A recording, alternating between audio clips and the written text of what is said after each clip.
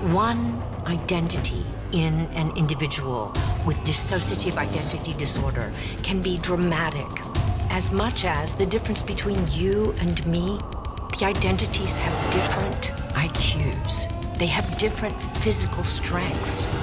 Their ability to hyper-focus and have different experiences is astounding. Have these individuals, through their suffering, unlocked the potential of the brain? Is this where our sense of the supernatural comes from?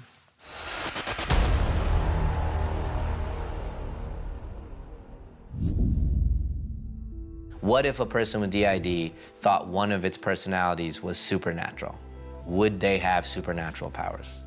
I love taking real-world things and asking a question of, is there a plausible way to believe in the unknown? An easy way to think about why I was interested in coming back to this world of Unbreakable was a really simple one. I was a young man when I wrote Unbreakable and was very masculine-oriented, very kind of, guy-oriented. And then I had kids. And then for a long while my kids were growing up, I was more interested in family-oriented stuff because that's really where my headspace was. So I was telling younger stories and to a younger audience, to children, and my kids have grown up. It's just life, and so you live for other people a little bit more, and then you live back for yourself a little bit. And now when I'm thinking about myself, those things that I was writing about during the Unbreakable time are valid again. I said tonight, what is the character's name? And he said, I can't tell you that, just read the script. And he was like, what? He didn't understand what I was saying, because it was like, what am I supposed to point out every other character in the script? Just read the script, it's pretty crazy, and you've got to stick with it. I think he just thought it was so messed up and so whacked that it was crazy, and he's so up for anything. And I got through the first 10 pages, and I was like, what is this? And then the next 10 pages, it was a different, what is that? I think that's the joy of what Knight does so well, is that he keeps an audience on their toes, trying to figure out, what kind of film are we watching? Are we watching a thriller? Are we watching a supernatural? Are we watching a horror movie? What are we watching? I think I'll put a pretty flower in your hair. Well, I had to work hard to get the script. Originally, they wanted me to sign on without having read it.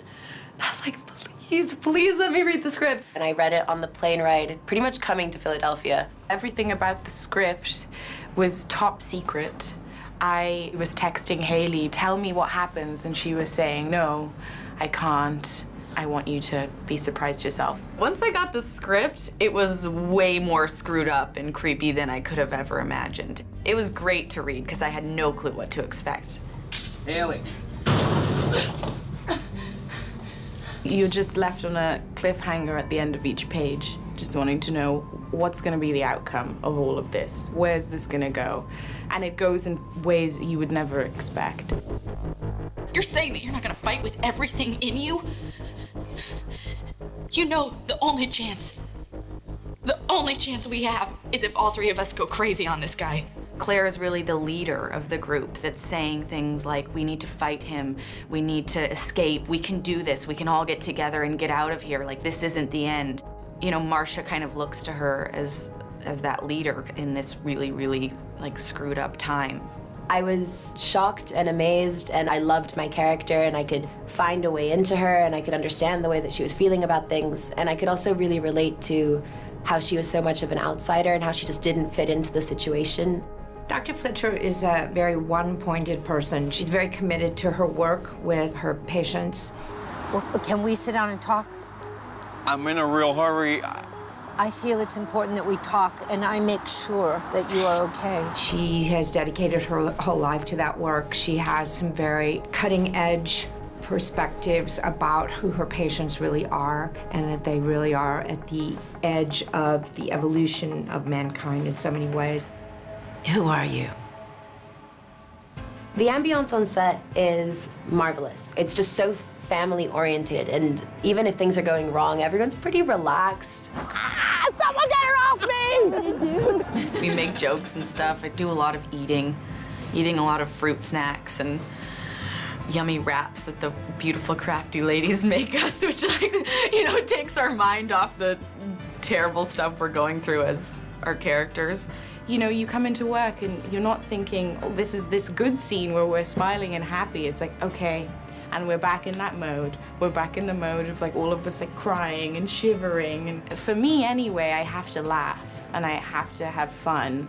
You know, I'm on a set with all of these amazing people. I want to get to know them. So in between, I have to sort of let go and laugh. I've had a really good time with Anya Taylor-Joy and Jess Sula. Haley Lou's just been a right laugh. And Betty Buckley as well, just an incredible bunch of women, which I was slightly scared of coming in, because it's like I'm going to be properly outnumbered, you know? And they've been really gentle with me, really sort of.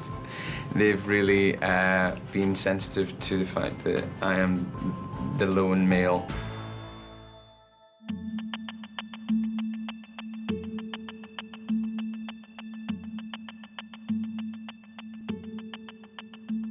The visual look of this film, I've really been incredibly excited about. It is, in my opinion, his most cinematic movie. It feels very like a French film in a lot of ways. There's a style to it. The way they're lighting the movie and the way they're shooting this is very, very artistic and beautiful. And it's, I think, an unusual combination for a film that's meant to scare the bejesus out of you, too. It's stylized in a very subtle way. Very natural, but mysterious and moody. And I love it, because you know, you see just enough, but there's also enough in the shadows that you want to see more. Split was always inspired by independent cinema, but like, for example, when you look at the people that I hired, I saw the movie It Follows, and I thought that I just loved the way it was shot, so I got that cinematographer, this young guy who barely had shot anything. He shot It Follows, and that was it, and I was like, hey, do you want to shoot my movie? I mean, I didn't know if it would work out, but it did. It really, really did. Also, it didn't hurt when he was in the interview and he's like, Unbreakable is one of my favorite movies. I'm like, you're hired. And then Mara, who did the production design for us, I saw True Detective, which really affected me. I was like, who did that? Let me get that person. So Mara came on and she did the production design and it was wonderful. What's amazing about Night is, I mean, he has the whole movie in his head. It's probably the most succinct design process that I've had, because there's so much thought behind everything that there really isn't any guesswork that needs to happen. You think when you get down into the windowless room for the first time that this is a basement or something else, and that's the world. But then the reality of it is that we keep kind of peeling out and opening up that subterranean space, and it's a completely different story. And even beyond that, we have the multiple personality impact of the character that we have to kind of dress into the set, but also not reveal right away. So there's a lot of nuance and subtlety that we really tried to address in all of the set dressing, and it's been really fun actually having the crew come to set, because once they're trapped in a space for an hour trying to light something, they look around, they're like, oh, I get it, this is part of this world. And that's the greatest reward, I think, for me, is when people, you know, kind of catch these little things that we work so hard to thread throughout. Because we're making a film in Philadelphia, and because he's so loyal and such an amazing citizen of the city, there's also a lot of opportunities that present themselves that I don't think a film this size that was just coming in without its connections to the city, that we wouldn't have access to. So in some ways, the production value is actually much higher. We have some really big moments. I don't think we would have gotten them without Night's persuasion. I think that's really cool that Knight uses the resources he has to make the movie that he wants to make. I think he's really brave, bold, and I think he's really clever. He's bucking the trend that says, in order to tell an audience that you've got a good story, you have to spend 200 million on it. I don't think budget is really a signifier of quality, but just a symbol of how many cranes or how many lights or how many big actors are in it. Doesn't mean it's a good story. And I think what he's doing is clearing away all the interference, and he's getting back to proper good storytelling.